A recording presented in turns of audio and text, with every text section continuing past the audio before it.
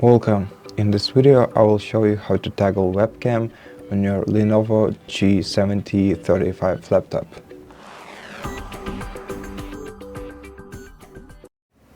So to restrict the access to your camera, you'll have to select the Start menu, then go to the Settings, then select Privacy Settings right here, and then scroll down until you see the Camera section.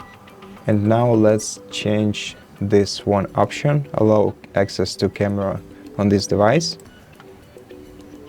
Change it and then switch this toggle off, and this way your camera will be inaccessible on this device.